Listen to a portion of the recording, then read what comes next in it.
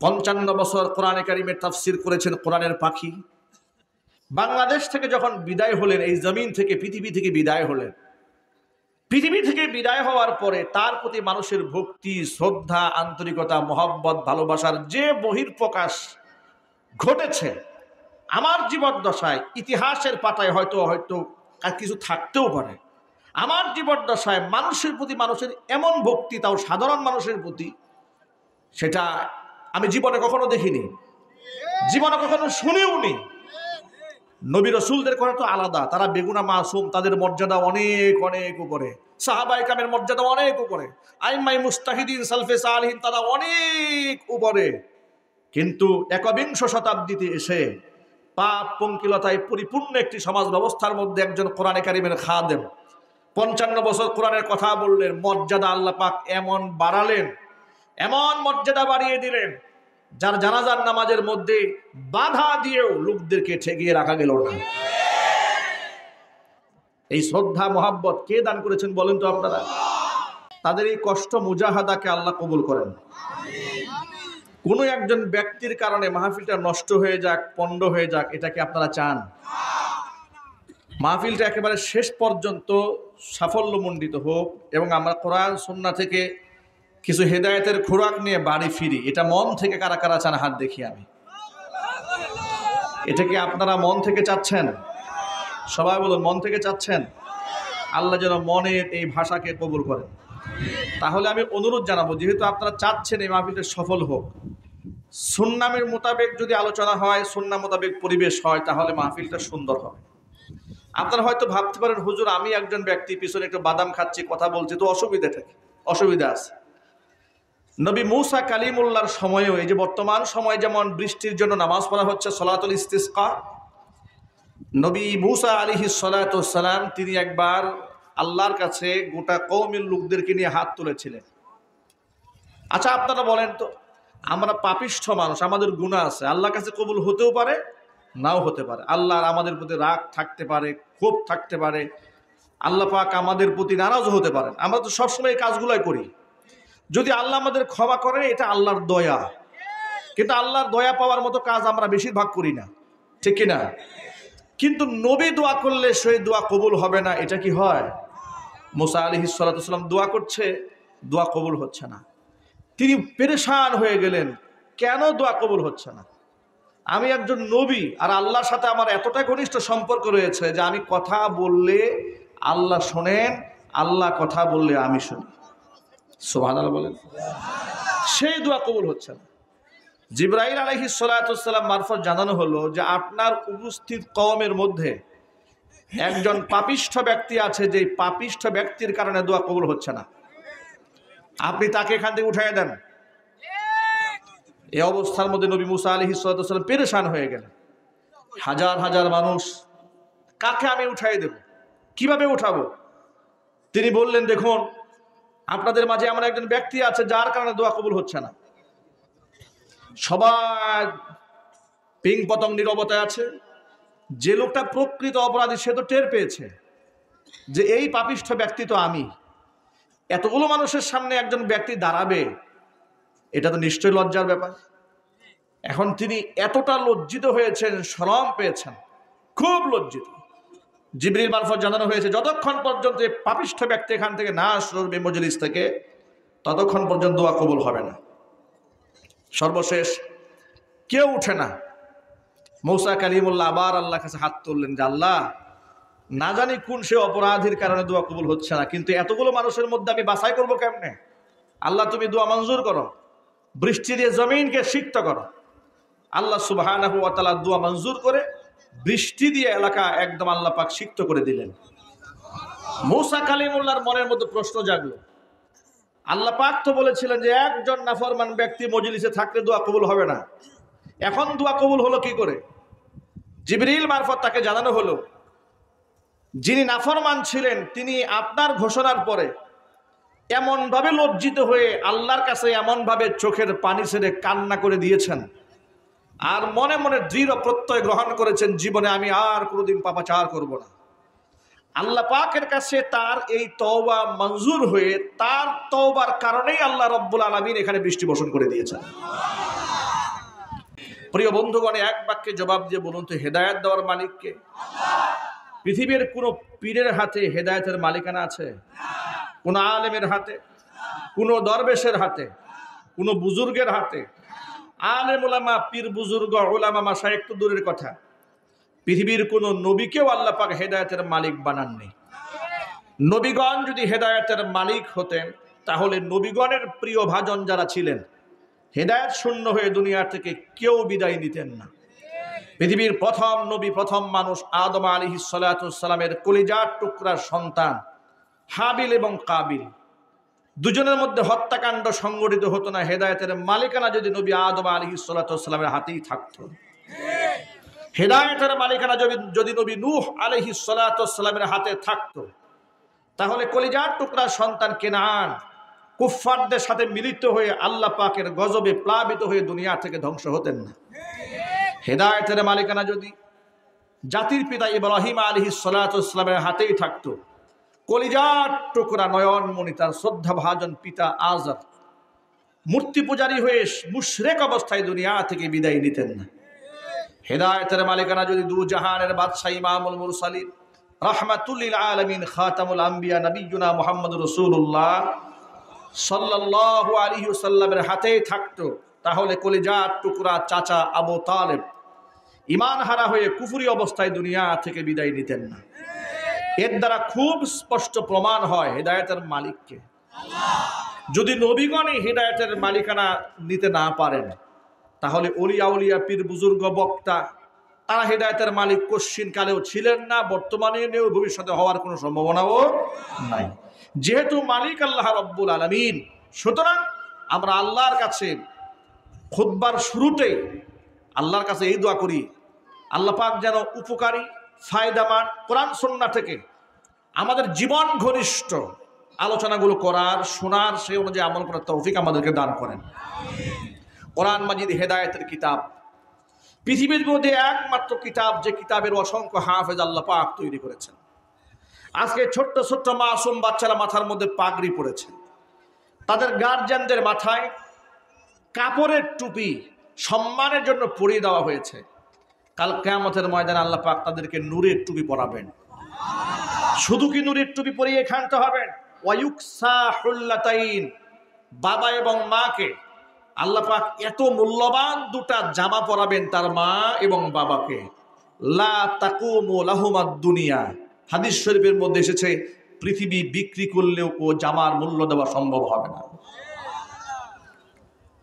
অবাক বিস্ময়ে হাফেজে কোরআনের পিতামাতা আল্লাহর কাছে জানতে চাইবেন, রব্বুল আলামিন বিমা কাসাইতানা,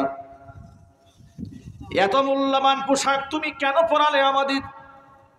আমরা তো এত দামি পোশাক পরিধান করার যোগ্য নই, কেন পরালেন? কোন আমলের বিনিময়ে আল্লাহ পাক আমাদের এই উপহার তুমি দিয়েছ? ফায়ুকালু লাহুমা, আল্লাহর পক্ষ থেকে জবাব দেওয়া হবে, বি আখদি ওয়ালাদিকুমাল কুরআন, তোমাদের সন্তানরা এই কোরআন পড়েছিল, তোমাদের সন্তানরা কোরআনকে বক্ষে ধারণ করেছিল, এই অনুযায়ী আমল করেছিল। তোমাদের সন্তানকে এই শিক্ষায় শিক্ষিত করার কারণে, কোরআনে কারিমের নূর তাদের সিনার মধ্যে ঢুকিয়ে দেওয়ার কারণে আজকে তোমাদের গায়ে এই সম্মানের পোশাক পরিয়ে দেওয়া হয়েছে। উপস্থিত সকল ভাই এবং পর্দার অন্তরের মা এবং বোনদেরকে আমি বলবো, স্বপ্ন দেখুন, নিয়ত করুন, চেষ্টা করুন, একজন হাফেজ কোরআনের বাবা হবেন, একজন আলেমের মা হবেন। স্বপ্ন দেখুন একজন আলেমের বড় ভাই হবেন, একজন আলেমের সাথে বন্ধুত্ব রাখবেন। আল্লাহ নবী রাহমাতুল লিল আলামিন বলেছেন, তুমি 5টা বিষয়ের মধ্যে যে কোনো 4টা জিনিস হবে, কিন্তু খবরদার 5ম প্রকার তুমি হতে যাবে না। তোমার 1 নাম্বার কাজ হচ্ছে, কোন আলিমান, যদি সম্ভব হয় তুমি নিজে আলেম হয়ে যাও, আও মুতাআল্লিমান, অথবা আলেমের ছাত্র হও, আও মুস্তামিআন, অথবা আলেমের শ্রোতা হও, আও মুহিব্বান, অথবা আলেমকে হৃদয় দিয়ে ভালোবাসো। প্রথম হচ্ছে কোন আলিমান, নিজে আলেম হও, আও মুতাআল্লিমান, 2য় নাম্বার হয়তো তুমি আলেমের ছাত্র হও, 3 নাম্বার আও মুস্তামিআন, আলেমের শ্রোতা হও, 4 নাম্বার আও মুহিব্বান, আলেমকে ভালোবাসো। খবরদার ওয়ালা তাকুনিল খামিস ফাতাহলিক, 5ম নম্বর হইও না, তাহলে ধ্বংস হবে। এর মানে হচ্ছে খবরদার খবরদার তুমি আলেম বিদ্বেষী হইও না। আলেম বিদ্বেষী হলে ধ্বংস হতে হবে, এই বক্তব্য কোনো আলেম দেয়নি। 1500 বছর আগে আল্লাহর নবী রাহমাতুল লিল আলামিন, যিনি মন গড়া কোনো কথা বলেননি, যা বলেছেন ওহীর নির্দেশেই বলেছেন, যার ব্যাপারে আল্লাহ রাব্বুল আলামিন বলেছেন ওয়ামা ইয়ানতিকু আনিল হাওয়া ইন হুয়া ইল্লা ওয়াহয়ুন ইউহা। আমার নবী মন গড়া কিছুই বলেন না, যা বলেন আমি যা শিক্ষা দেই সেটাই বলেন। জোরে কোন আল্লাহু আকবার। সে রাসূল বলেছেন আলেম বিদ্বেষী হলে তুমি ধ্বংস হয়ে যাবে। 56,000 বর্গ মাইলের এই সোনার বাংলাদেশে আলেম আমাদেরকে শ্রদ্ধা করে, ভালোবাসে, মোহাব্বত করে, এমন লোকের অভাব নাই, আলহামদুলিল্লাহ। ঠিক কিনা বলে? যদিও বাংলাদেশ সহ গোটা পৃথিবীর যত মিডিয়া আছে, মিডিয়াগুলো সবসময় আলেমদের প্রশংসা করবে দূরের কথা, তাদের গোটা জিন্দেগির কোনো ত্রুটি বিচ্যুতি যদি তাদের ক্যামেরায় ধরা পড়ে, তাদের কাছে প্রমাণ পাওয়া যায়, তাহলে সেই সমস্ত বক্তব্যগুলাই মিডিয়ার সামনে হাইলাইট করে প্রচার করে আলেমদের মান সম্মানকে ধ্বংস করে দেওয়ার জন্য প্রচেষ্টা চালানো হয়। ঠিক কিনা বলেন? কিন্তু আলেমদের বিরোধী এত অপপ্রচার হয়, এরপরও আলেমদের প্রতি মানুষের ভালোবাসাও কমে না, মহাব্বতও কমে না, আস্থাও কমে না। কথা বলতে হবে, ঠিক কিনা? এই পর্যন্ত যত আলেমদের উপর মিথ্যা অপবাদ দেওয়া হয়েছে, বিনা অপরাধে যত আলেমদেরকে নির্যাতন করা হয়েছে, পত্রপত্রিকায় তাদের চরিত্র নিয়ে নানান বাজে কথা বলা হয়েছে, একজন আলেমকেও মানুষের দিল থেকে তারা মুছে দিতে পারে নাই। 55 বছর কোরআনে কারিমের তাফসীর করেছেন কোরআনের পাখি। বাংলাদেশ থেকে যখন বিদায় হলেন, এই জমিন থেকে, পৃথিবী থেকে বিদায় হলেন, পৃথিবী থেকে বিদায় হওয়ার পরে তার প্রতি মানুষের ভক্তি, শ্রদ্ধা, আন্তরিকতা, মহব্বত, ভালোবাসার যে বহিঃপ্রকাশ ঘটেছে, আমার জীবদ্দশায় ইতিহাসের পাতায় হয়তো আর কিছু থাকতেও পারে। আমার জীবদ্দশায় মানুষের প্রতি মানুষের এমন ভক্তি, তাও সাধারণ মানুষের প্রতি, সেটা আমি জীবনে কখনো দেখিনি, জীবনে কখনো শুনেও নি। নবী রাসূলদের কথা তো আলাদা, তারা বেগুনা মাসুম, তাদের মর্যাদা অনেক অনেক উপরে, সাহাবায়ে কেরামের মর্যাদা অনেক উপরে, আইম্মায়ে মুজতাহিদিন, সালফে সালেহিন, তারা অনেক উপরে। কিন্তু 21 শতাব্দীতে এসে পাপ পঙ্কিলতায় পরিপূর্ণ একটি সমাজ ব্যবস্থার মধ্যে একজন কোরআনে কারিমের খাদেম 55 বছর কোরআনের কথা বললেন, মর্যাদা আল্লাহ পাক এমন বাড়ালেন, এমন মর্যাদা বাড়িয়ে দিলেন, যার জানাজার নামাজের মধ্যে বাধা দিয়েও লোকদেরকে ঠেকিয়ে রাখা গেল না। এই শ্রদ্ধা মহাব্বত কে দান করেছেন বলেন তো আপনারা? এটা কি টাকা দিয়ে হয়, শক্তি দিয়ে হয়, ক্ষমতা দিয়ে হয়? বরং টাকা এবং ক্ষমতা দিয়ে যারা সম্মান কেড়ে নিতে চায়, মৃত্যুর পরে মাইকিং করে জানাজার নামাজের মধ্যে তাদের লোক খুঁজে পাওয়া যায় না। কোরআন মাজিদের মধ্যে আল্লাহ পাক বলেছেন, ইন্নাল্লাযীনা আমানু ওয়া আমিলুস সালিহাতি সায়াজআলু লাহুমুর রাহমানু উদ্দা। নিশ্চয় যারা ঈমান আনে, ওয়া আমিলুস সালিহাত, ভালো কাজ করে, সায়াজআলু লাহুমুর রাহমানু উদ্দা, আমি আল্লাহ পাক ওই সমস্ত ব্যক্তিদের জন্য মানুষের অন্তঃকরণে মহাব্বত তৈরি করে দেই। আলেমদেরকে মানুষ কত ভালোবাসে দেখেন, কেন মহাব্বত তৈরি হয় লক্ষ্য করেন। মিডিয়াতে আলেমদেরকে জঙ্গিবাদ, মৌলবাদ, রাজাকার, আল বদর, আল শাম, রাষ্ট্রদ্রোহী, দেশদ্রোহী, এখনো কিছু নাই যা অপপ্রচার না করা হয়। একটু যদি বলতে হবে, ঠিক কিনা বলেন? আপনাদেরকে ছোট্ট একটা কথা বলি, দেখেন, এই দেশের নাস্তিক যারা, বেঈমান যারা, তারা পৃথিবীর সব ধর্মের স্বাধীনতা মানতে পারলেও ইসলাম ধর্মের স্বকীয়তা ওদের বরদাস্ত হয় না। তার প্রমাণ দিয়ে লক্ষ্য করে, প্রাচ্যের অক্সফোর্ড খ্যাত ঢাকা বিশ্ববিদ্যালয়, উপমহাদেশের মধ্যে নাম করে একটা বিশ্ববিদ্যালয়, এই ঢাকা বিশ্ববিদ্যালয়ের নবাব সলিমুল্লাহ একজন মুসলমান, একজন প্রকৃত সুন্নি মুসলমান। তার ছবি এখনো আছে, লম্বা লম্বা দাড়িওয়ালা, মাথায় টুপি, হাতের মধ্যে লাঠি। তার দানকৃত ওয়াকফকৃত জমির মধ্যে তৈরি হয়েছে ঢাকা বিশ্ববিদ্যালয়। মুসলিমদের ট্যাক্সের টাকায় চলছে এই বিশ্ববিদ্যালয়। সেই বিশ্ববিদ্যালয়ের মধ্যে গত রমজান মাসে হোলি উৎসব করতে দেওয়া হয়েছে, কিন্তু রমজান মাসে ইফতারের প্রোগ্রাম করতে দেওয়া হয়নি। কথা বলতে হবে, ঠিক কিনা? মাত্র কদিন আগে দেখেছেন সালাতুল ইস্তিসকা, বৃষ্টি হচ্ছে না, খরর তাপে জমিন ফেটে যাচ্ছে, তাপমাত্রায় মানুষের জীবন অতিষ্ঠ হয়ে উঠেছে। ইস্তিসকার নামাজের জন্য, বৃষ্টি প্রার্থনা নামাজের জন্য ঢাকা বিশ্ববিদ্যালয়ের মধ্যে ছাত্ররা চেয়েছে, সেখানকার কর্তৃপক্ষ সালাতুল ইস্তিসকা পড়ার জন্য বিশ্ববিদ্যালয়ের আঙিনায় অনুমতি প্রদান করে নাই। পক্ষান্তরে শিখ সম্প্রদায়ের লোকেরা হাতের মধ্যে তলোয়ার নিয়ে তারা তাদের ধর্মীয় অনুষ্ঠান তলোয়ার শোডাউন করেছে, এখানে কোনো বাধা নাই। এরপরে মুসলিম ভাইয়েরা ইসলামের সক্রিয়তা রক্ষায় নরসিংদীর এক তালেবুল ইলম ছাত্র ভাই ঘোড়ার পৃষ্ঠে সওয়ার হয়ে মিছিল করেছিলেন। নাস্তিকরা বলেছে এটা জঙ্গি হওয়ার আলামত, তাকে কারাগারে ঢুকিয়ে দিয়েছে। পক্ষান্তরে ফরিদপুরের মধুখালীতে পূজা অর্চনার নামে প্রকাশ্যে বড় বড় রামদা হাতে নিয়ে লোকেরা মিছিল করেছে।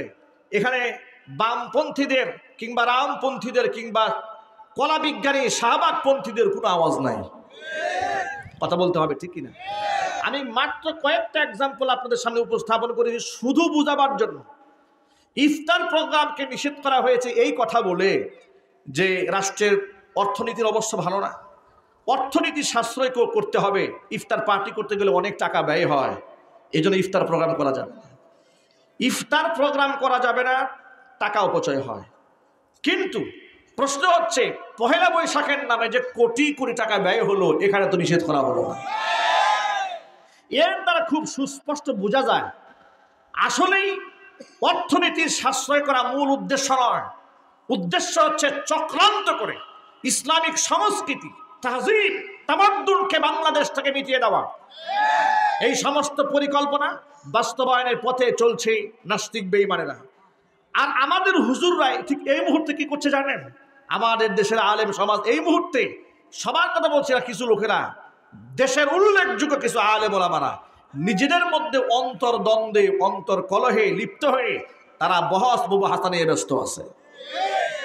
এমনকি এমন কঠিন দুর্দিনে যখন মুসলমানদের জাতি সত্তা রক্ষার সময় কে আওয়ামী লীগ, কে বিএনপি, কে জামাত, কে জাতীয় পার্টি, কে হেফাজত, কে চরমনায়, কে জামাত ইসলামী, কে আহলে হাদিস, কে মাযহাবি, কে লা মাযহাবি, কে সুন্নি, কে ওয়াহাবি, এই সমস্ত মতভেদ ভুলে গিয়ে নিজেদের ভিতরকার অন্তর্দ্বন্দ্ব এবং অন্তর্কন্দল নিজেদের মধ্যে রেখে যা দেশের স্বাধীনতা সার্বভৌমত্ব রক্ষার এবং ইসলামের স্বকীয়তা রক্ষায় যখন ঐক্যবদ্ধ হওয়া দরকার ছিল, ঠিক ওই মুহূর্তে ঐক্যবদ্ধ না হয়ে এক আলেম আরেক আলেমের বিরুদ্ধে বিষোদ্গার করে চলছে।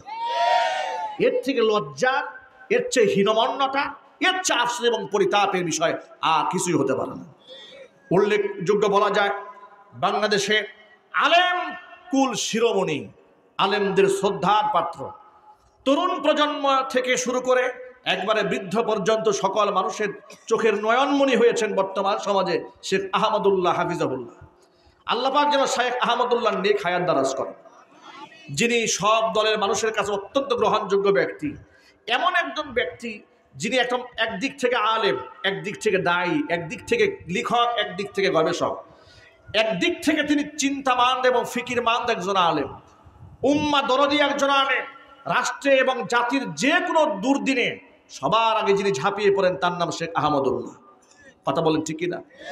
এমন একজন ব্যক্তিকে বাংলাদেশের এক কুখ্যাত টিকটকার বক্তা গিয়াসউদ্দিন তাহিরি এক মাহফিলের মঞ্চে বলে বেড়াচ্ছে আহমদুল্লাহ যে রুমাল পরে বলছে যে ঘুমটার মধ্যে নাকি পুংটার বাসা। নাউজুবিল্লাহ, আসতে বললেন আপনারা? আমি আপনাদের কাছে বিনয়ের সাথে প্রশ্ন করতে চাই, এটা কোনো আলেমের প্রতি একজন আলেমের ভাষা হতে পারে? চিৎকার দিয়ে বলেন। যেহেতু আলেমের ভাষা হতে পারে না, আর সে তো হয়তো বা আলেম নন বিদায় তার মুখ থেকে এমন জঘন্য শব্দ বের হয়েছে। এখানে তো হয় না। আর সুন্নাহ ফাউন্ডেশনের মাধ্যমে গোটা বাংলাদেশের আপামর জনসাধারণ যে উপকৃত হচ্ছে, দেখেছেন আপনারা করোনাকালীন সময় যে পরিমাণ ত্রাণ আর সুন্নাহ ফাউন্ডেশন থেকে বিতরণ করা হয়েছে, বন্যা কবলিত মানুষের জন্য, দুস্থ দরিদ্র অসহায় মানুষের পিছনে যে পরিমাণ অর্থ তারা সেখান থেকে সুন্নাহ ফাউন্ডেশন থেকে ব্যয় করেছেন। এখনো পর্যন্ত প্রত্যন্ত অঞ্চলে দরিদ্র অসহায় মানুষদেরকে তারা অটো রিক্সা কিনে দিচ্ছে, এরপরে তারা রিক্সা কিনে দিচ্ছে, সিএনজি কিনে দিচ্ছে, এভাবে দরিদ্র অসহায় মানুষের পাশে তারা দাঁড়াচ্ছে।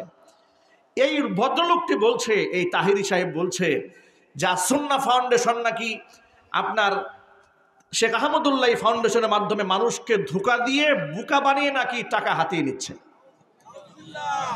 একজন গ্রহণযোগ্য আলেমের ব্যাপারে এই ধরনের মন্তব্য প্রকাশ্য দিবালোকে করে যাচ্ছে। আমি বলিষ্ঠভাবে এর প্রতিবাদ জানাচ্ছি।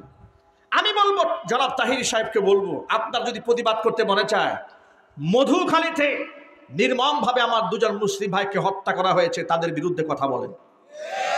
কথা একটু বলতে হবে, ঠিক কিনা যদি বলেন। ইফতার পার্টি বন্ধ করলো কারা ঢাকা বিশ্ববিদ্যালয়ে, কারা রোজাদারদের উপর হামলা করেছে তাদের বিরুদ্ধে গর্জে উঠুন।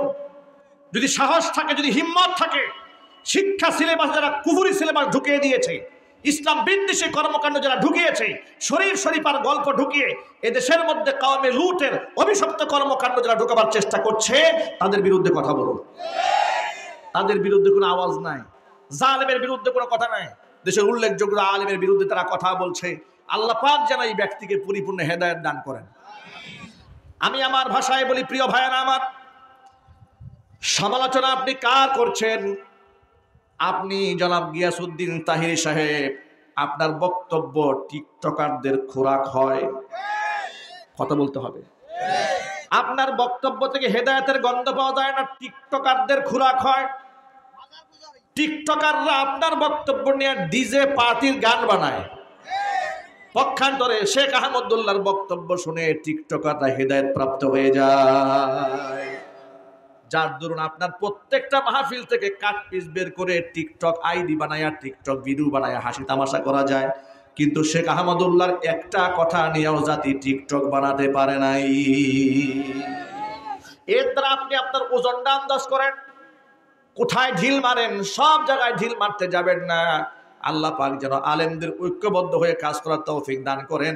আর যারা আলেমদের সমালোচনা করে, আল্লাহ পাক যেন তাদের হেদায়েত দান করেন। জোরে জোরে কোন আমিন। ও যুবক ভাইরা আমার, যে কথাটা আমি বলতে চেয়েছিলাম আপনাদের সামনে, উম্মার এখন দুর্দিন চলছে। আলেমদের উচিত, এখন সকল ভাইদের উচিত ভেদাভেদ ভুলে গিয়ে হক্কানে আলেমদের নেতৃত্বে ময়দানে জমা হয়ে যাওয়া, এক হয়ে যাওয়া। কে কওমি আলেম, কে আলিয়ার আলেম, ভেদাভেদ করার সময় নেই। মুসলমানদের ঐক্যবদ্ধ হওয়ার দরকার আছে না নাই?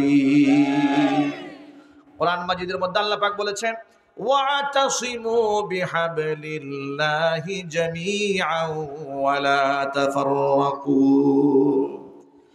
তোমরা আমি আল্লাহর রজ্জুকে মজবুত ভাবে আঁকড়ায় ধরে রেখো, তোমরা বিচ্ছিন্ন হয়ে যেও না।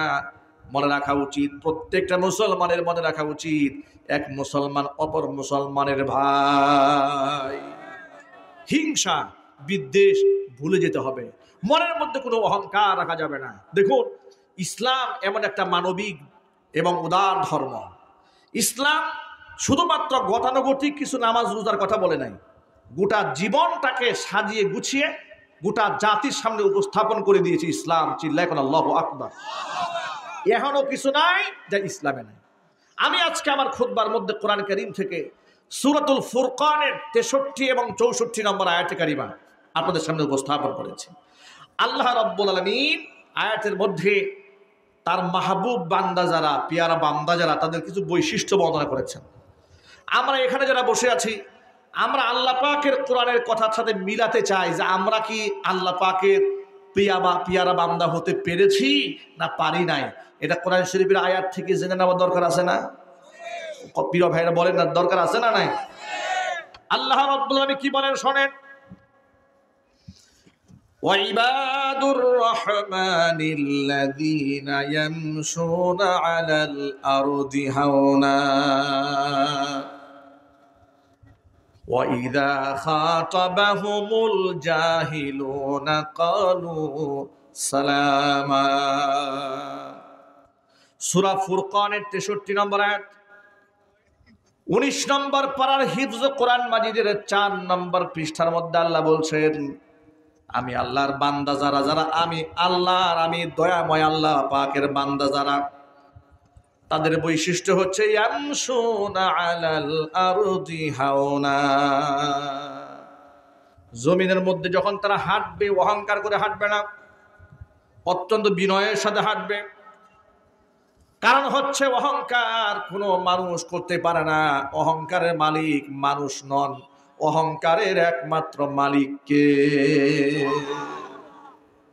অহংকার কাকে বলে এই কথাটা একটু বোঝা দরকার আমাদের, না দরকার নাই?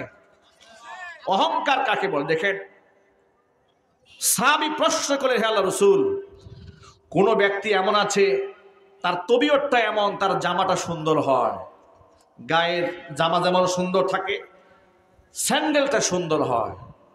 হুজুর, এই যে গায়ের জামা সুন্দর হওয়া, স্যান্ডেল সুন্দর হওয়া, এটা কি অহংকারের আলামত নাকি? নবী করিম সাল্লাল্লাহু আলাইহি ওয়াসাল্লাম বললেন, না, এটা অহংকার নয়। ইন্নাল্লাহা জামিল ইউহিব্বুল জামাল।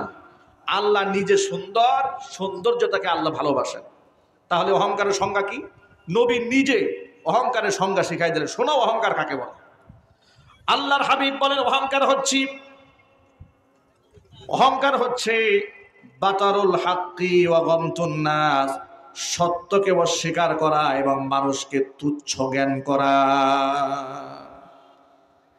আপনি যত বড় আলেম হন না কেন, আমি যত বড় বক্তা হই না কেন, এমন অহংকার যদি আমার নিজের মধ্যে ঢুকে যে আমি কাউকে সালাম দেব না, সবাই শুধু আমারে সালাম দেবে, আমি কারোর সাথে মুসাফা করব না, এমনকি এমন আচরণ যদি আমার মধ্যে ঢুকে, কোনো মুসলমান হাত বাড়িয়েছে মুসাফার জন্য, আমি বললাম চলে যাও, মুসাফার সময় নেই, আমি তার দিকে ভ্রুক্ষেপ করলাম না, শারীরিক উযর ছাড়া। শারীরিক উযর থাকতে পারে, তার ব্যস্ততা থাকতে পারে, ভিন্ন জিনিস। ও কারণে মানে ভিতরে একটা ভাব আসছে যে না, আমি এই গরিব লোকের সাথে মুসাফা করব না, করব না, আমি তো সেলিব্রিটি, আমি তারকা খ্যাত আলেম, আমি কেন ওর সাথে মুসাফা করব? এই মনোভাব যদি কোনো আলেমের মধ্যে থাকে, ওই আলেমের সাথে শয়তানের সাথে কোনো পার্থক্য নেই। কথা বলতে হবে, ঠিক কিনা? আমি এটা আলেমদেরকে দিয়েই বুঝিয়ে দিলাম। আপনি বড় ব্যবসায়ী, আপনি ব্যবসা করেন, এলাকার মধ্যে বিরাট ব্যবসা প্রতিষ্ঠান আছে, আপনি শুধু চেয়ারে বসে থাকেন, পাটা বাড়ায় রাখেন, অপেক্ষায় থাকেন, আমি কাউকে সালাম দেব না, সবাই এসে আমার সালাম দেবে। আমি চেয়ারম্যান সাহেব, আমি এমপি সাহেব, আমি মন্ত্রী বাহাদুর, আমি কাউকে সালাম দেব না, সবাই এসে আমাকে সালাম দেবে। এই যে মনোভাব, নিজেকে শ্রেষ্ঠ মনে করার এই আখলাকগুলো আমাদের মধ্যে আছে না নাই? কথা বলেন। কাউকে সালাম দিবে দূরের কথা, যারা অহংকারীদের আখলাকটা দেখেন, কাউকে তো নিজে সে সালাম দেবেই না। গরিব মানুষ যদি কেউ তার সালাম দেয়, সালামের জবাবটা পর্যন্ত মুখ দিয়ে নিতে চায় না কোনো মতে। ব্যাস, আছে না নাই? শুধু খুলনা এরকম নাই, আছে না নাই? কিংবা কথা বলার সময় ব্যক্তির চেহারার দিকে তাকিয়ে কথাও বলে না, আরেক দিকে তাকায় কথা বলছে, সব অহংকারের আলামত। আপনাদেরকে ছোট্ট একটা আমল শিখাই দেই। কারো মধ্যে যদি এই অহংবোধ তৈরি হয়ে যায়, নবী করিম সাল্লাল্লাহু আলাইহি ওয়াসাল্লাম একটা ট্রিটমেন্ট দিয়েছেন, চিকিৎসা দিয়েছেন ১৫০০ বছর আগে। নবীজি বলেছেন, মান বাদা বিস সালাম ফাকাদ বারিআ মিনাল কিবরি। যে ব্যক্তি আগে সালাম দেয়, ওই ব্যক্তি অহংকার থেকে মুক্ত হয়ে যায়। আচ্ছা ভাইয়েরা, আপনারা বলেন তো, এই পৃথিবীতে নবী করিম সাল্লাল্লাহু আলাইহি ওয়াসাল্লামের চেয়ে দামি মানুষ আছে? সবাই কিন্তু জবাবটা দেন নাই। এটা একটা ইমানি প্রশ্ন। এই আসমানের নিচে জমিনের উপরে একটা পৃথিবী সৃষ্টি লগ্ন থেকে আজকের পর্যন্ত, আজকে থেকে কিয়ামত পর্যন্ত, আমাদের নবী দু জাহানের বাদশা ইমামুল মুরসালিন রাহমাতুল লিল আলামিন খাতামুল আম্বিয়া নবিয়ুনা মুহাম্মদুর রাসূলুল্লাহ সাল্লাল্লাহু আলাইহি ওয়াসাল্লামের চেয়ে দামি মানুষ বিগত জীবনে ছিল, বর্তমানে আছে, ভবিষ্যতে হওয়ার কোনো সম্ভাবনা আছে? এমন একজন ব্যক্তি, সাহাবায়ে কেরাম তাকে সালাম দেওয়ার জন্য চেষ্টা করতেন, নবীজি সাল্লাল্লাহু আলাইহি ওয়াসাল্লাম আগে সালাম দিয়ে দিতেন। আবু বকর সিদ্দিক রাদিয়াল্লাহু তাআলা আনহু বলেছেন, নবীজিকে আগে সালাম দেওয়ার জন্য দেয়ালের আড়ালে আড়ালে দাঁড়িয়ে থাকতাম, যাতে করে অ্যাডভান্স সালাম দিতে পারি। সালাম দেব দেব কথা চিন্তা করতে না করতেই নবীজি আমাদেরকে আগে সালাম দিয়ে দিতেন। আর আমরা কি হয়েছি, কি অহংকার আমাদের। বাপ দাদা ভিক্ষা করে খেয়েছে, অল্প দিন কিছু টাকার মালিক হয়েছে, গরমে এলাকার মধ্যে আর পা পড়ে না। কথা বলেন না, ঠিক কিনা বলেন? গরমে তার কাছে যাওয়া যায় না। তার মুখের ভাষা, তার অ্যাটিটিউড, তার আচরণ, তার মুআমালাত মুআশারা সব বদলে গেছে। এখন আর তার দিকে ফিরে তাকানো যায় না। সে যখন হাঁটে মনে হয় জমিনে পা পড়ে না, যদি পারে তো লুঙ্গি খুলে হাঁটে। ঠিক কিনা বলেন? অহংকার, অহংকার করবেন না। অহংকার বড় মারাত্মক কবিরা গুনাহ। অহংকার করার মালিককে হাদিসে কুদসিতে এসছে, আল্লাহ পাক বলেন যে অহংকার কত খারাপ জিনিস। শোনো, আল কিবরিয়া উরিদাই ওয়াল আজমাতু ইজারি। অহংকার হচ্ছে আমি আল্লাহর গায়ের চাদর, আর বরত্ব হচ্ছে আমি আল্লাহর পরনের লুঙ্গি। আল্লাহ অহংকারকে নিজের গায়ের চাদরের সাথে, বরত্বকে নিজের পরনের লুঙ্গির সাথে তুলনা কেন করলেন? অথচ আল্লাহ রাব্বুল আলামিন কি লুঙ্গি পরেন? আওয়াজ নাই, একটু জোরে বলেন। আল্লাহ লুঙ্গি পরেন? আল্লাহ চাদর গায়ে দেন? তাহলে আল্লাহ কেন দিলেন এই উপমা? উপমা দেওয়ার উদ্দেশ্য হলো, মুহাদ্দিসিনে কেরাম এর তাত্ত্বিক বিশ্লেষণ করেছেন। একজন ব্যক্তি গালমন্দ করেন যতটা কষ্ট পায়, একজন ব্যক্তির অর্থ আত্মসাৎ করেন যতটা কষ্ট পায়, যতটুকুন না সে কষ্ট পায় তার জামা ধরে টান দিলে, তার যদি পোশাক টেনে ছিঁড়ে ফেলেন, এর চেয়ে বেশি কষ্ট সে মনের মধ্যে আর পাবে না। ঠিক কিনা বলেন? তার হৃদয়টা ভেঙে চূর্ণ বিচূর্ণ হয়ে যাবে।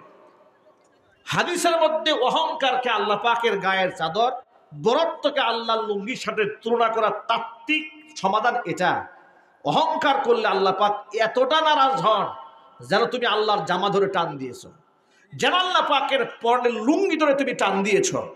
আল্লাহ রব্বুল আলামিন তোমার প্রতি এমন ক্ষুব্ধ হন। হাদিস এসছে, ফামান নাযানি আহাদান মিনহুমা, কেউ যদি বরত্ব প্রদর্শন করে জমিনে, অহং প্রদর্শন করেন জমিনের মধ্যে, কাযাফতুহু ফিন্নার, তাকে আমি জাহান্নামে নিক্ষেপ করব।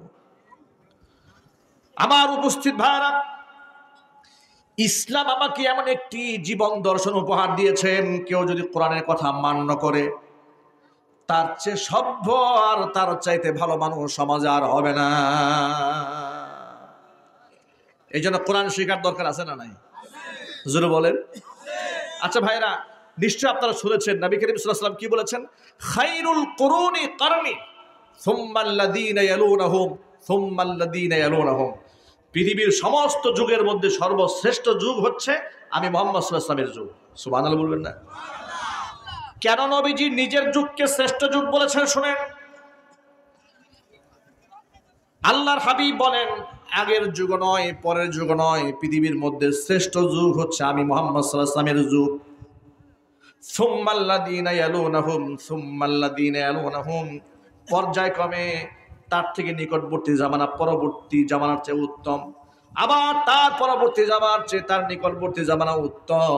এভাবে সবচেয়ে শ্রেষ্ঠ জামানা হচ্ছে আমি মুহাম্মদ সাল্লাল্লাহু আলাইহি ওয়াসাল্লামের জামানা।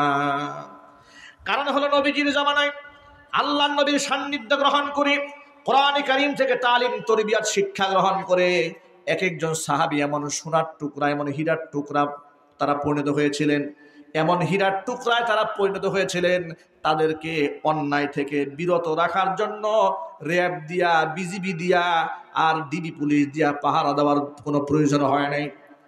কোনো অফিসে, কোনো আদালতে সিসি ক্যামেরা লাগাবার কোনো প্রয়োজন হয় নাই। কারণ হলো ঈমান এবং আমলের বদৌলতে, বিশ্বাসের উপর, কারো বিশ্বাসের উপর ভিত্তি করে প্রত্যেকজন সাহাবী নিজেই নিজের ঈমানের পাহারাদার হয়ে গিয়েছিলেন। জোরে বলেন সুবহানাল্লাহ। এমন পাহারাদার হয়েছিলেন যে তাদেরকে অন্যায় করলে টর্চ লাইট দিয়ে খুঁজে বের করার প্রয়োজন হয় নাই। অন্যায় করলে স্বেচ্ছায় তারা শাস্তিকে গ্রহণ করে নিয়েছেন, মুহাম্মদ সাল্লাল্লাহু আলাইহি ওয়াসাল্লামের সামনে এসে স্বীকারোক্তি পেশ করেছেন। আচ্ছা, আপনাদেরকে ছোট্ট করে একটা কথা বলি। যদি এমন একটা ঘোষণা এখানে দেওয়া হয় যে আজকে এখানে এশারের নামাজ পড়েন নাই কারা, দাঁড়ান। যে লোকে সারা বছরেও পড়ে নাই, ও মনে মনে চিন্তা করবে প্রয়োজনে দুজকে পূর্ব, মানুষের সামনে লাঞ্ছিত হব না। কথা বলে না? যদি বলেন ঠিক কিনা বলেন। যদি এলাকার কেউ চুরি করে থাকে, আসলে চুরি করে থাকে, যদি মাইকে, মসজিদের মাইকে অ্যানাউন্স করা হয় যে কে চুরি করেছেন, আপনি নিজে স্বীকার করেন, কি চোর স্বীকার করবে? কথা বলে না। চোর স্বীকার করবে দূরের কথা, যদি সিসি ক্যামেরায় ধরাও পড়ে ও বলবে এটা আমি না। কথা বলেন ঠিক কিনা বলেন? বলবে এটা আমি না, এটা অন্য কেউ, এটা ভিডিও এডিটিং করে বসানো হয়েছে। এইভাবে বর্তমান জমানার লোকেরা অন্যায় করে নিজেদেরকে এইভাবে আড়াল করে রাখে। প্রত্যেকটা সিসি ক্যামেরা দেওয়া হয়েছে প্রত্যেকটা সরকারি অফিসে, যাতে করে ঘুষ লেনদেন বন্ধ হয়ে যায়। এই জন্য সিসি ক্যামেরা দেওয়ার পর থেকে দেশে আর ঘুষ চলে না। কথা বলতে হবে, চলে না। আজীব ব্যাপার কি জানেন? কোথায় যাবেন সব জায়গায় ঘুষ, সব জায়গায় দুর্নীতি, ঠিক কিনা বলেন? সিসি ক্যামেরা দেওয়ার পরে কি হয়েছে দেখেন। সিসি ক্যামেরা দেওয়ার ফলে যে কাজটা হয়েছে, ঘুষের লেনদেন এখন আর সিসি ক্যামেরার নিচে হয় না। সেক্রেটারি দিয়ে বলা হয় যে স্যারে আপনাকে এই হোটেল রেডিসনে একটু চায়ের দাওয়াত দিয়েছে। কথা বলতে হবে, ঠিক কিনা বলেন? স্যার তো আপনার খুব মহব্বত করে, স্যার আপনার খুব ভালোবাসে। আপনি যে ফাইলটা নিয়ে আসছেন কোনো টেনশন করবেন না, স্যার তো আপনার দেখেই পছন্দ করে ফেলছে। স্যার আপনাকে একটু 5 স্টার দাওয়াত দিয়েছে, একটু কফি খাবে আপনার সাথে বসে। কথা বলেন ঠিক কিনা বলেন? এই হচ্ছে অবস্থা।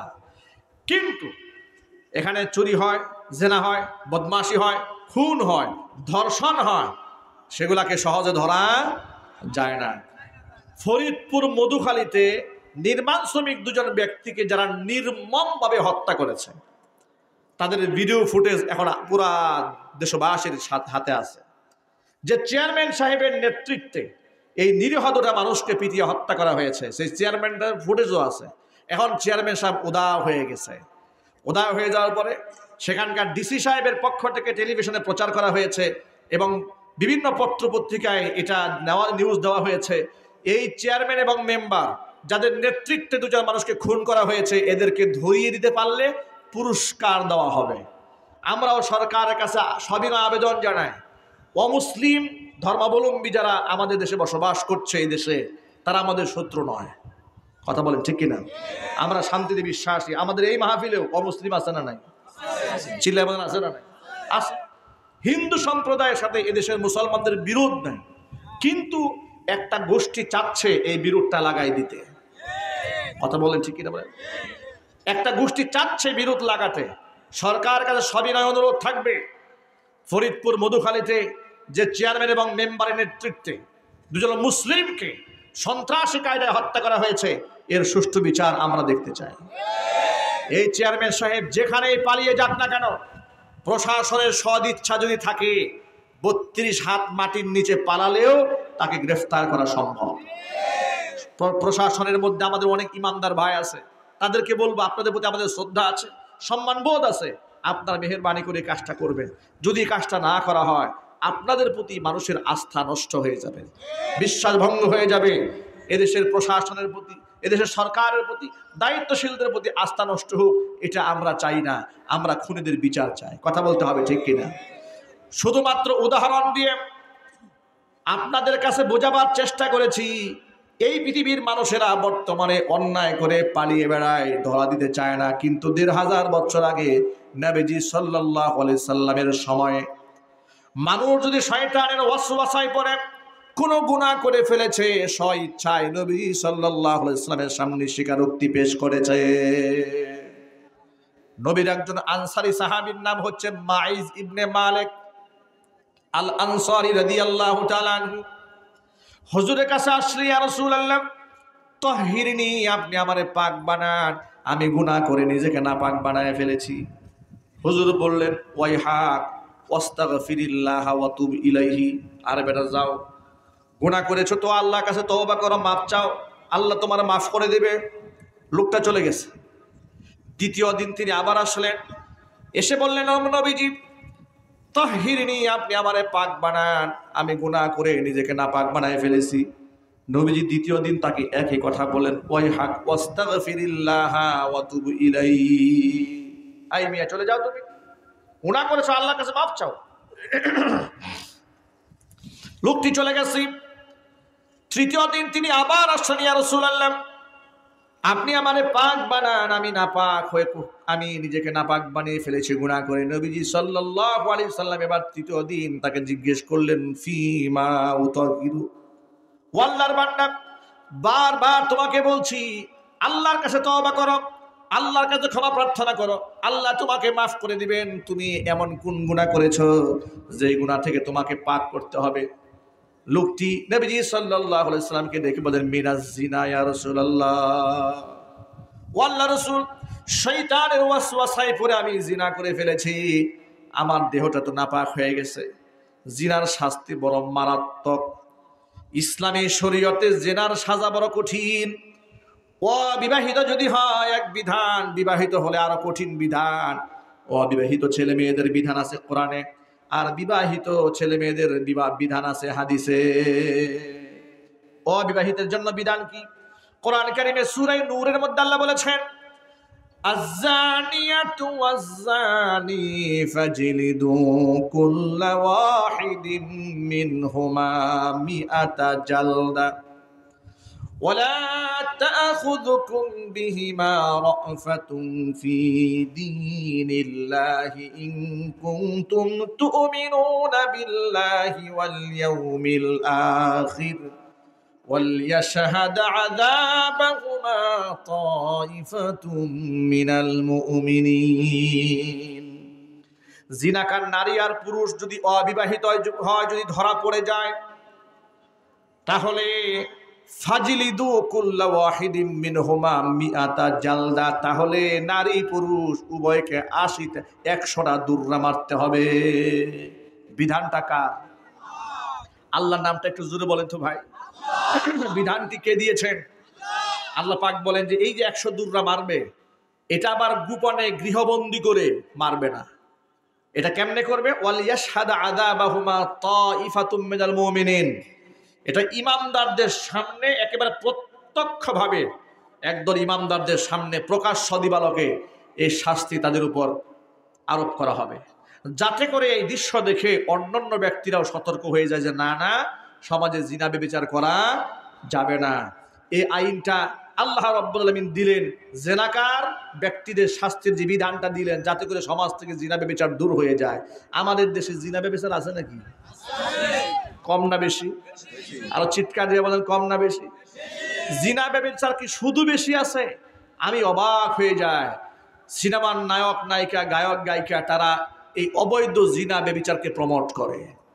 হ্যাপি ভ্যালেন্টাইন্স ডে যখন আসে, তথাকথিত বিশ্ব বেহায়া দিবস উপলক্ষে যত প্রকার নির্লজ্জতা, অবৈধ প্রেম ভালোবাসা, সবগুলাকে নাটক সিনেমার মধ্যে উপস্থাপন করা হয়।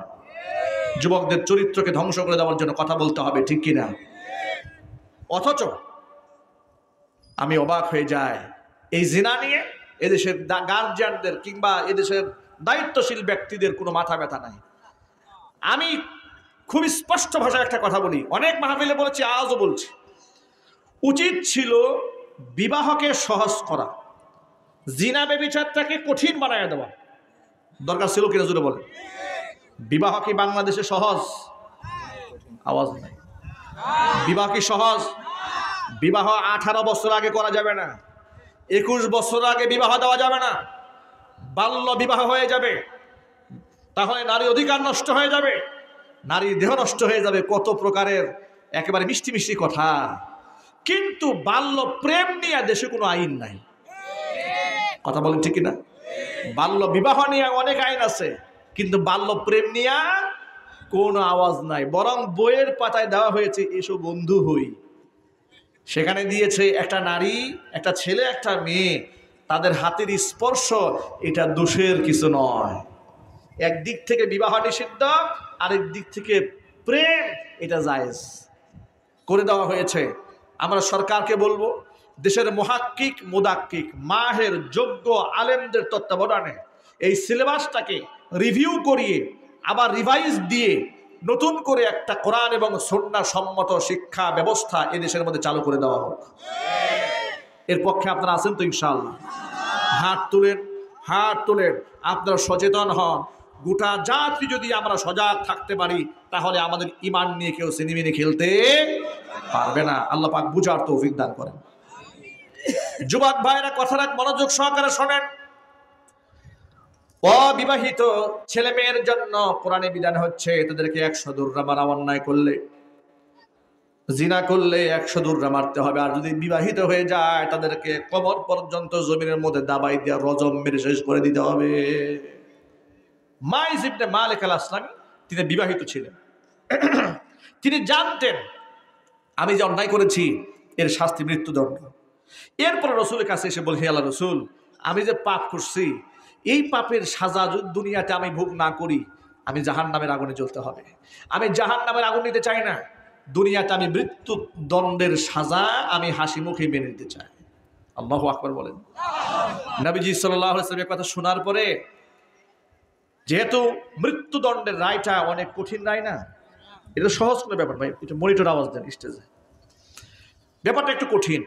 তিনি কি করলেন, ওই মাইজ ইবনে মালিক আল আসলামের বাড়িতে সাহাবাই কিরামের একদল টিম পাঠালেন, তোমরা যাও তো তার এলাকায়, গিয়ে দেখো তো যে আবিহি জুনুন, তার মধ্যে কোনো পাগলামি আছে নাকি, অথবা কোনো মাতলামি আছে নাকি, একটু এলাকার মানুষ কি বলে সে সুস্থ কিনা না বেকারগ্রস্ত, একটু তথ্য নিয়ে আসো। সাহাবাই কিরাম গেলেন, এলাকার মানুষের কাছে জিজ্ঞেস করলেন, মাইজ ইবনে মালিক কি অসুস্থ? বলে না, অসুস্থ না। তার মাথা নষ্ট আছে? বলে না না না।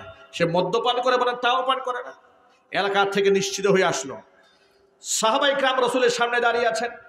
মাইজ ইবনে মালিক আল আসলামের ব্যাপারে নবী সাল্লাল্লাহু আলাইহি ওয়াসাল্লাম রায় ঘোষণা করার পূর্বে হুজুর বলেন, ও সাহাবীরা, তোমরা দেখো তো মাইজ ইবনে মালিক আল আসলামের মুখের মধ্যে মদের কোনো দুর্গন্ধ আছে নাকি? কারণ মদ খেয়ে মাতাল হয়ে মানুষ কত কথা বলে, নিজের মৃত্যু নিজে তামান্না করছে, হাসি মুখে হুদুদ মেনে নিচ্ছে, এটা বিরাট কঠিন ব্যাপার। আগে দেখো তার মুখের মধ্যে মদের গন্ধ আছে নাকি। সাহাবায়ে কিরাম মাইজ ইবনে মালিক আল আসলামের মুখের মধ্যে নাক লাগায় চেক দিলেন যে না, মুখে মদের গন্ধ নাই, আর মাথার মধ্যে কোনো পাগলামিও নাই। যা বলেছেন একেবারে ঠান্ডা মাথায় সুস্থ মস্তিষ্কে তিনি স্টেটমেন্ট দিয়েছেন, সাক্ষী দিয়েছেন। আল্লাহর নবী তার ব্যাপারে হদ কায়েমের নির্দেশ প্রদান করলেন। সাহাবায়ে কেরাম তাকে কবর পর্যন্ত জমিনের মধ্যে দাবিয়ে দিয়েছেন।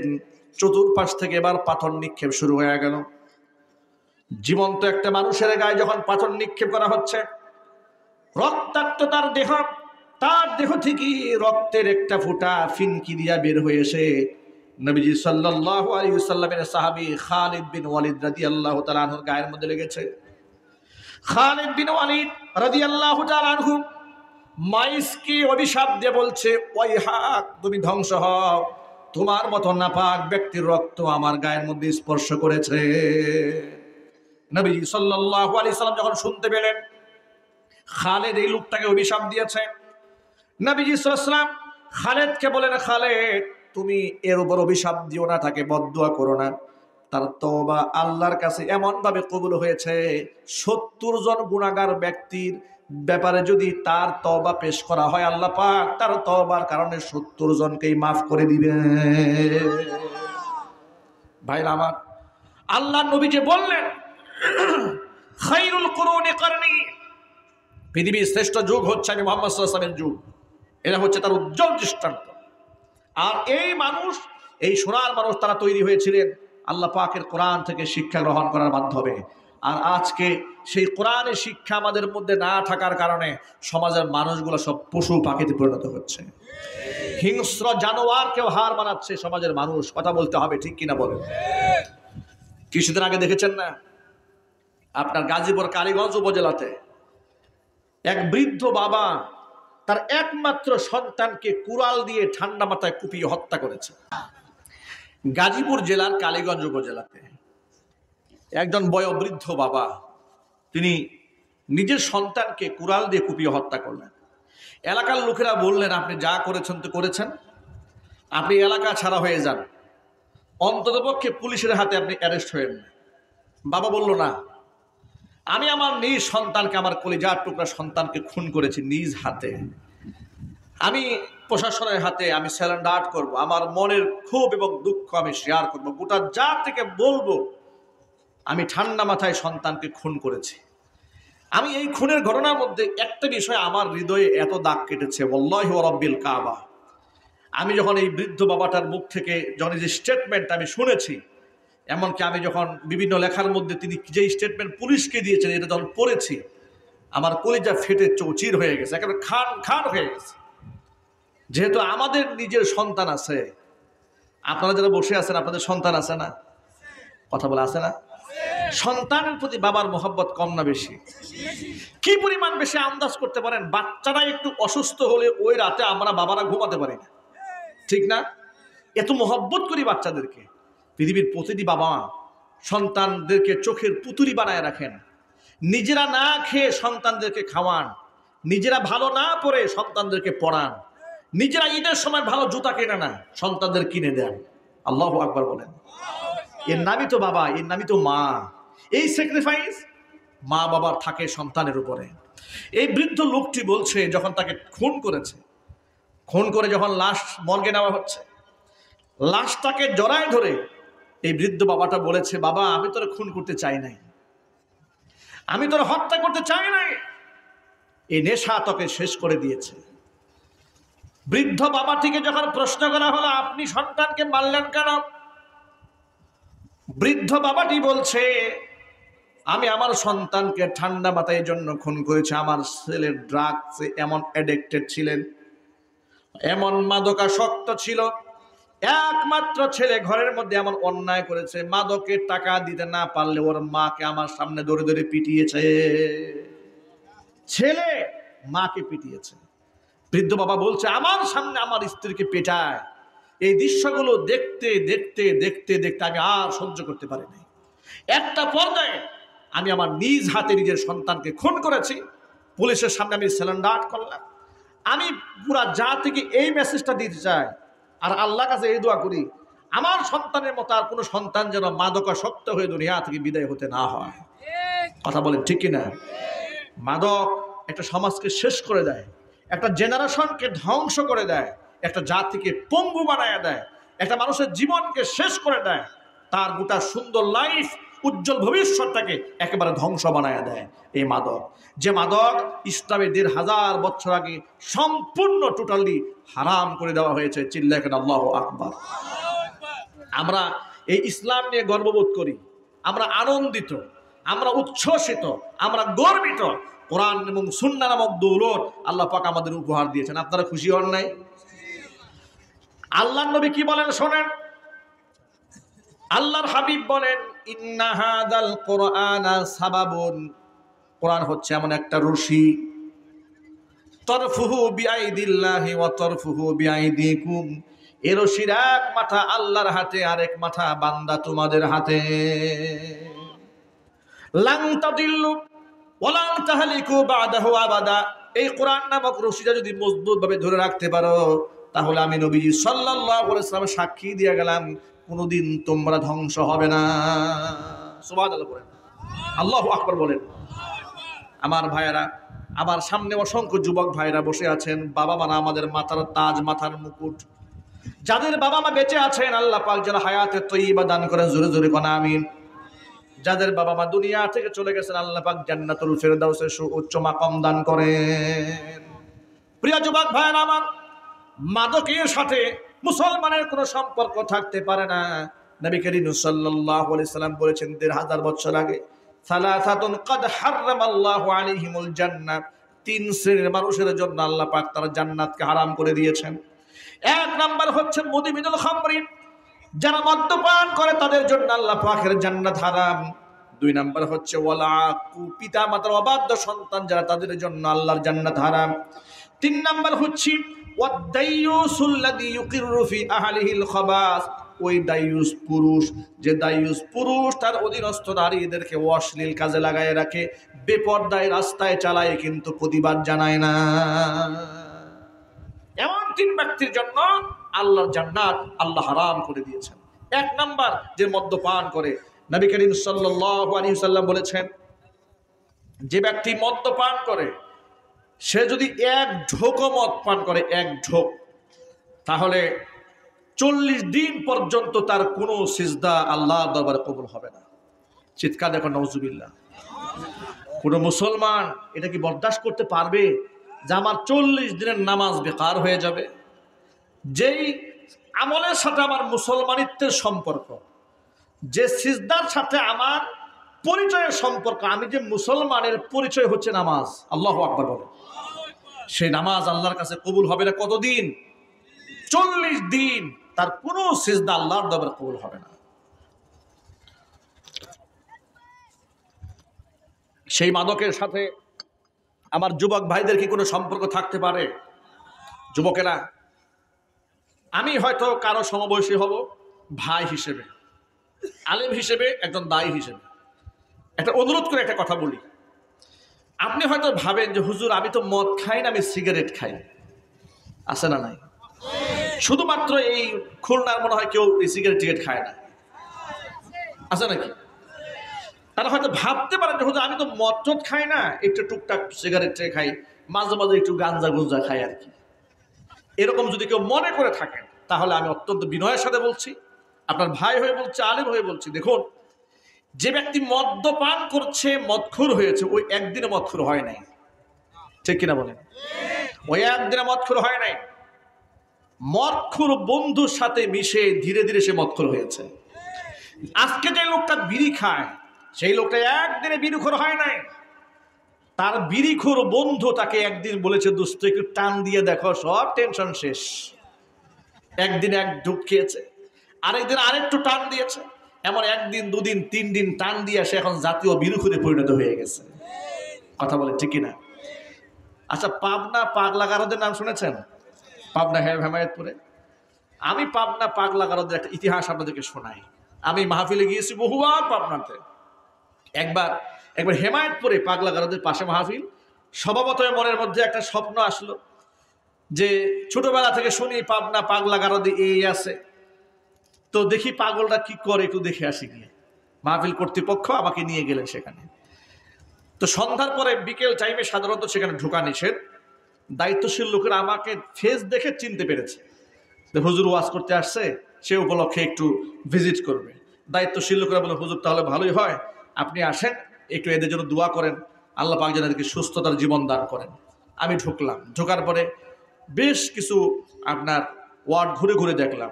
এর মধ্যে এত সুঠাম দেখি, সুশ্রী চেহারা কিছু যুবকদেরকে দেখলাম, এত স্মার্ট, খুব সুন্দর ছেলে কিছু দেখলাম সেখানে। মনেই হলো সে সম্ভ্রান্ত পরিবারের ছেলে। একজনে আমাকে বলে ফেলছে, হুজুর আমাকে দেখে বলতেছে, সালাম দিয়ে বলে, হুজুর আমি কিন্তু আপনার ইউটিউবে সবসময় বয়ান শুনি। আমি শুনে তো হতবাক হয়ে গেছি, এই পাগলে কি করে? পাগল নাকি আমার বয়ান শুনে? বলে হুজুর আমি পাগল তো ছিলাম না, একটা সময় তো ভালো ছিলাম, তখন শুনছি। এই যে মাথায় একটু সমস্যা হওয়ার পরে বাপ মা এখানে শিকল দিয়ে বাইন্ধে নিয়ে আসছে। আমি তখন জিজ্ঞেস করলাম যে ভাই কি সমস্যা আপনার? ছেলেটা আমাকে বলে, হুজুর আমি ড্যান্ডি ঘাম দিয়ে নেশা করতাম। আমি বললাম ড্যান্ডি ঘাম কি? ড্যান্ডি ঘাম হচ্ছে জুতার ঘাম। জুতার ঘাম পলিথিনের মধ্যে ঢুকায় নাকি নাক দিয়ে শুকলে এটা একটা নেশা হয়। আমি বললাম এটা কোনো কথা হইল? বলে হ্যাঁ হুজুর আমি এটা করেছি। এরপরে কি হয়েছে আপনার? বলে এটা করে একটা সময় আমি এমন নেশাগ্রস্ত হয়েছি, যদি ড্যান্ডি ঘাম দিয়ে নেশা না করতাম আমি এত ক্ষিপ্ত হতাম যে আমি এই আমার হাত দিয়া দেয়াল ঘুষাই আর দেয়াল ভাঙতে চাইতাম। দেয়াল কি ভাঙা যায়? পরে আমার হাত দেখালো, হুজুর দেখেন আমার এই হাতগুলো সব জখম হয়ে গেছে। আমার বাপ মা যখন আমার এই অবস্থা দেখেছে তখন আমাকে ধরে বেঁধে এই পাবনা দিয়ে গেছে।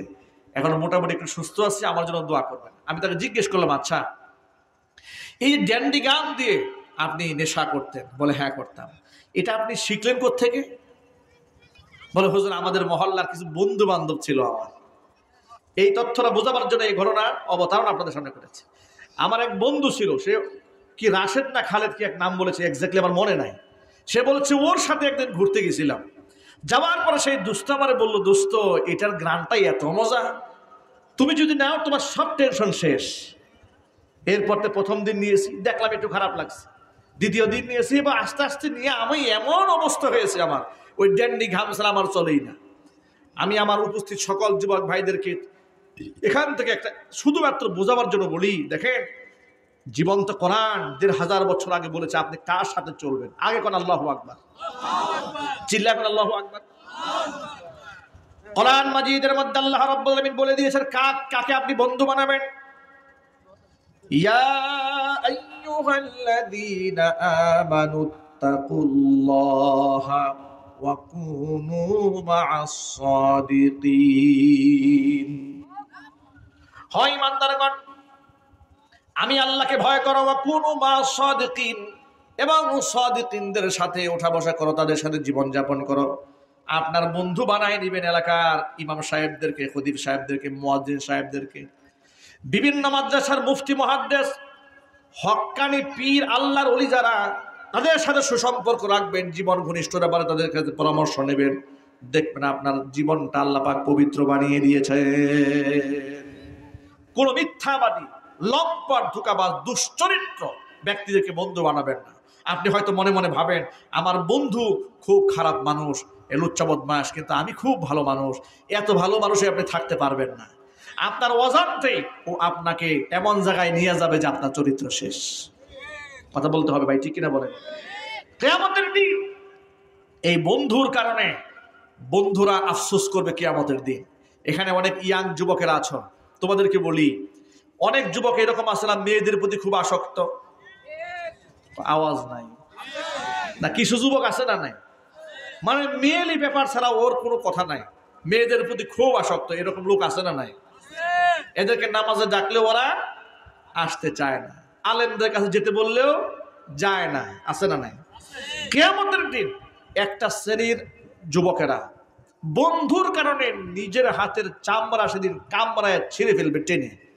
শুধু আফসোস করে এই কথা বলবে যে আমি কেন তাদের বন্ধু বানিয়েছিলাম। ছোট্ট একটা ঘটনা শুনলে আপনারা সহজে বুঝতে পারবেন। আল্লাহর নবী সাল্লাল্লাহু আলাইহি সাল্লাম ১৫০০ বছর আগে যখন ইসলামের দাওয়াত দিচ্ছিলেন, তখন মক্কাতুল মুকাররমার এক ছিল কুখ্যাত কাফের ছিল একজন, তার নাম ছিল উকবা ইবনে আবি মুইত। এই উকবা ইবনে আবি মুইত মক্কার এক কুখ্যাত কাফের ছিল, ধনকুবের মালিক ছিল, আন্তর্জাতিক মানের ব্যবসায়ী ছিল।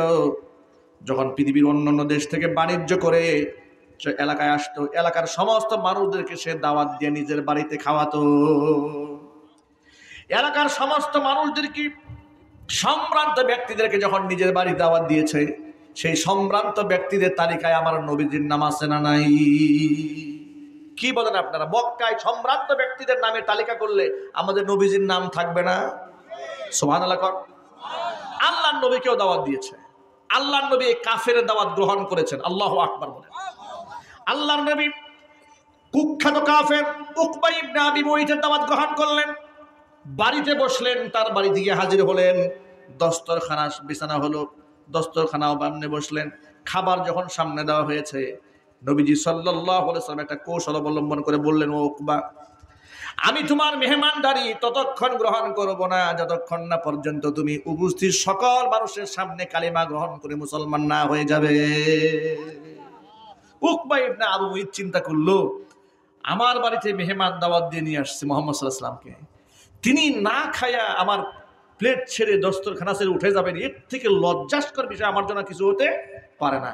তিনি উপস্থিত সকল মানুষের সামনে পড়ে নিয়েছেন, আশহাদু আল্লা ইলাহা ইল্লাল্লাহু ওয়াহদাহু লা শারীকা লাহু ওয়া আশহাদু আন্না মুহাম্মাদান আবদুহু ওয়া রাসূলুহু।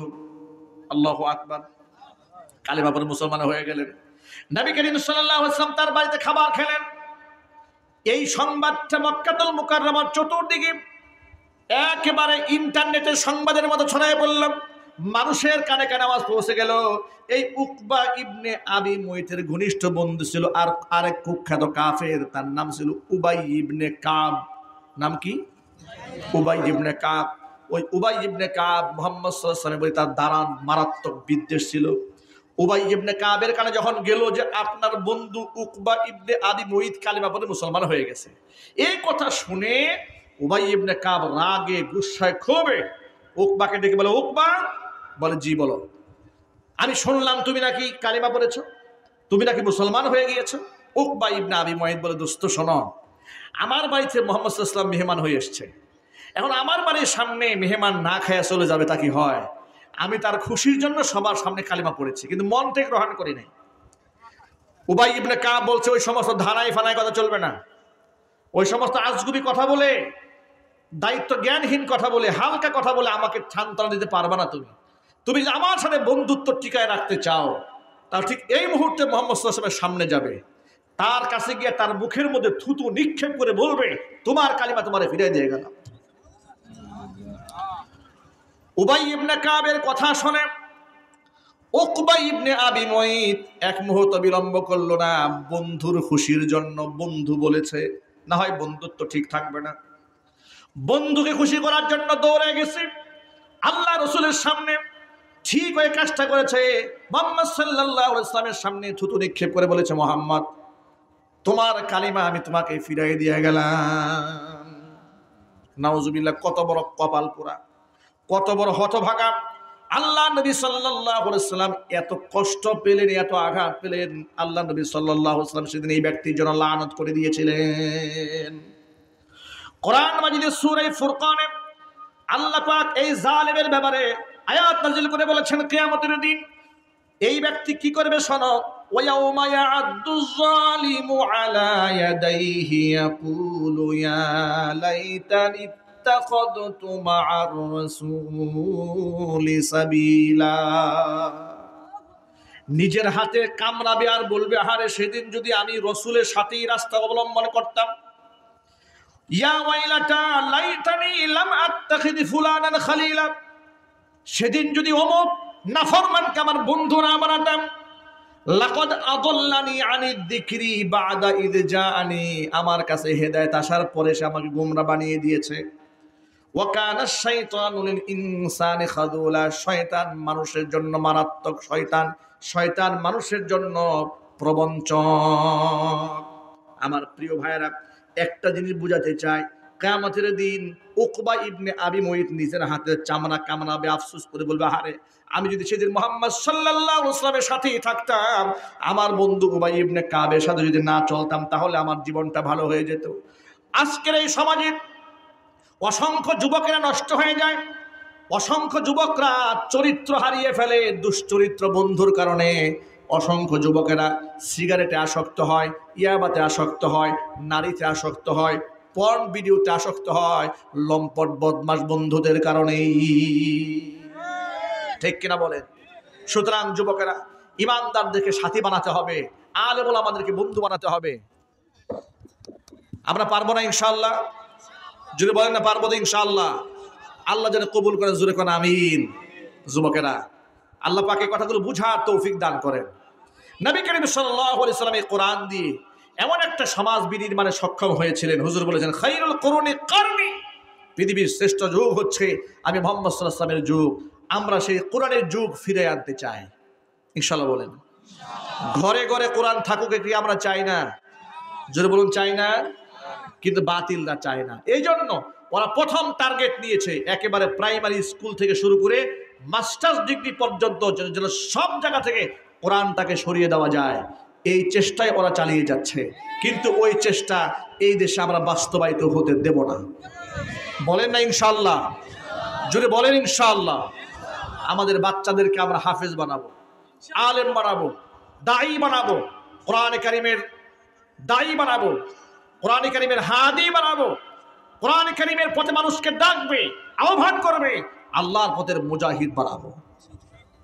ইনশাআল্লাহ বলতে পারলেন না? এই হিম্মত কি সবার আছে অন্তরে? এই যে আজকে বাচ্চারা কোরআনে কারিমের হাফেজের মাথায় পাগড়ি পেয়েছে, আমরা চাই না আমাদের কলিজার টুকরা সন্তানের মাথায় পাগড়ি পড়ুক? ইনশাআল্লাহ বলেন। যে কথা বলতে গিয়ে এতগুলো কথা টেনেছি, আমার সেই বৃদ্ধ বাবা কালীগঞ্জের, সে বলেছে, আমি চাই না যে আমার সন্তানের মতো কোনো সন্তান এভাবে বাবার হাতে খুন হোক। একটা বাবা তার সন্তান, কলিজার টুকরা একমাত্র সন্তান, যাকে নিয়ে তার সুখ, তার স্বপ্ন সব ছিল, সেই বাবা তার সন্তানকে এমনিতেই কুপায়ে হত্যা করে নাই। আর এটা হয়েছে একমাত্র এই সমাজ ব্যবস্থা দুর্গন্ধময় হওয়ার কারণে।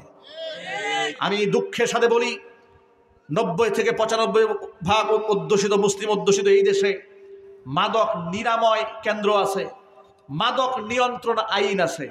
আমরা মাদক নিরাময় কেন্দ্র দেখতে চাই না, আর মাদক নিয়ন্ত্রণ আইনও দেখতে চাই না, মাদক নিষিদ্ধের আইন বাংলাদেশে দেখতে চাই। কথা বলতে হবে, ঠিক কিনা বলেন? জাতীয় সংসদে অধিকাংশ এমপি মন্ত্রীরা মুসলমান, কেন তারা কোরআন কারীমের পক্ষে কথা বলতে পারবেন না?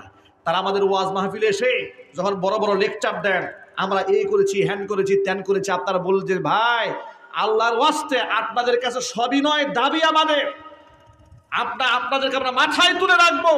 শুধু আমাদের ডিমান্ড একটা, আপনার জাতীয় সংসদে দাঁড়িয়ে বলবেন আমরা মাদক মুক্ত দেশ করতে চাই, আর রাষ্ট্রীয়ভাবে মাদককে আমরা নিষিদ্ধ করতে চাই।